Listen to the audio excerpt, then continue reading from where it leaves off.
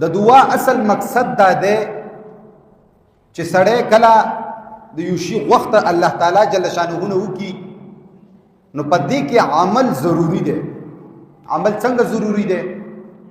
دا غي ما تاسو ته مثال درکړی چې یو سړی زید را پاسې کې د عمر رور ولي اور عمر لاټ شي داوا پیو کی تانی کې راپورټ پیو کی نو اوس دا عمر به که سبا عدالت کی پیش کیږي نو دا صرف په دې نه خلاصيږي چې دا په حق باندې دی او رښتونه دی، بلکې دا په دې خلاصيږي چې د لاس پیوالي وي، کوشش کړي ځان ستړی کړي وي او انکوایري کړي وي، گواهان راغون کړي وي، دا غیزه کې سی سی ټي وي فوټیج راغستی وي او عدالت کی پیش کی نو دا غي نه بعد چې کوم ده عدالت ته دا لاړ شي نو د هغه دعا برنګ راوړي.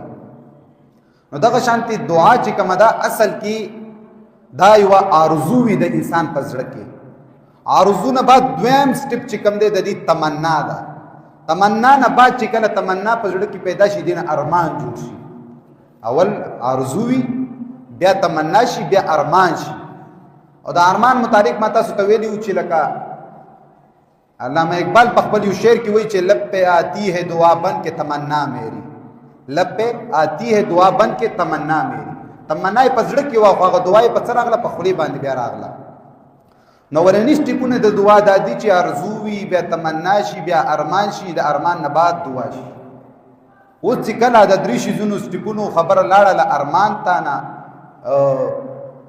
دعا ته، اوس چې کله درې څلورو شیزونو کې مضبوطیا پیدا شي نو دې کې بیا پیدا شي چې شي عمل. اوس کا سړی مثال کے طور باندې زړه کې ارزو ده هغه لاړله ارمان ته تمنا ته بیا مضبوطه شو بیا اراده شوه. اوس دا اراده د سړي دا وي چې یاره زه واده وکړم او بچي مې وي او داسې وي او داسې وي، د ده په زړه کې ارزو وه بیا تمنا شوله بیا ارمان شولو، هغه ارمان یې دعا ته لاړو. اوس دا سړی سار او ماښام دعاګانې کوي. نو تاسو د الله په ذات دې قسم ستاسو چې دا سړی واده نه کوي، عمل نه کوي، خپې لاسونه نه وایي، کوشش نه کوي، پریکټیکل طریقې سره دا کوشش نه کوي، د ده به بچي وشي، د ده به ښځه وشي، د ده به نوسي کړوسي وشي. خدای مکه واده یې مو کړلو، ښځه یې م راوستله ښه په خوشحالی. اوس دې ښځې کې بیماري ده یا ده کې بیماري ده او دا ډاکټر ته نه ځي علاج نه کوي، د ده به بچي وشي؟ هېڅکله نه کېږي.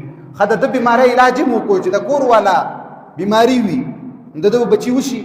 تر همره پورې نه کېږي چې څو پورې تا عملي جامه دې خپل ارمان ارزو تمنا دعا ته ورچولي نه. کله چې تا خواهش د بچي وکړو نو تا له پکار ده چې ته داسې چلو کې چې دا دې دعا ته واړوله، دعا نه بعد د خپل کور کې وویلې، کور کې دې چې کله وویلې رشته دې ولېږله، ښه ښځه دې وکتله، دې په نکاح باندې ځان ته راوستله. چې کله دې په نکاح باندې راوستله د هغې نه بعد هغه پروسس چې کوم پروسس د دې دی هغه کول پکار دي. او بیا هغه پروسس کې کمی راغلو، ته بیمار یې، کور والا دې بیماره، د هغې بیمارۍ حل راایستل پکار دي. نو چې کله دا ټول اسباب تا پوره کړه نو تا ته به الله تعالی جل شانه اولاد درکوي. نو دعا صرف ویل نه دي چې موږ صرف ویل ووایو. که چېرې دعا باندې دغه شانتي کارونه کېدی، که چېرې دعا باندې دا د لاس د پریکټیکل کار په دعا پوره کېدی نو د پیغمبر علیه الصلاۃ والسلام زندگی خو زمونږ دپاره امید ده که نه؟ یو نمونه خو ده که نه؟ نو چې هغه دپاره زمونږ دپاره یو ده، یو نمونه ده. نو هغې ته به وګورو چې آیا پیغمبر صرف په دعاګانو کار کړی؟ اوس که ته جنګونه وګورې، غزاګانې وګورې چې د پیغمبر علیه الصلاۃ والسلام په زندګۍ کې شوي دي، بېشماره دي، بېشماره د دې په کتابونو کې لیکلي د علماو. په دې کې مشهور چې کوم دی جنګ بدر دی، همدغه شانتې یو د غزوه احد ده، یا دغه شانتې یو بله ده غزوه خندق، غزوه خیبر ده، غزوه حنین ده. دا مشهور جنګونه دي، غټ غټ جنګونه چې تېر شوي دي. تاسو ته خو به مولیانو بیان کړي ده په پیغمبر په دعاګانو ګټلي وو، دا یې په وظیفو ګټلي وو، دا یې په سرسایو ګټلي وو، دا یې خلکو ته زکاتونه ورکړي په هغوی ګټلي وو. نه، د هر څه خپله طریقې، د هر څه دپاره خپل اصول وي او په هغه اصولو به ورسره کار کوي. اوس مثال کے طور باندې هغه دغه والا کیسه ده چې تاسو ته زموږ والد محترم هم کړې وه چې یوه ورځ سړي ته یې روټۍ واچوله، دسترخوان یې خور کړلو، نو دسترخوان باندې غټ غټ لوړه مو سره کېښوستل د یو یو سړي مخې ته.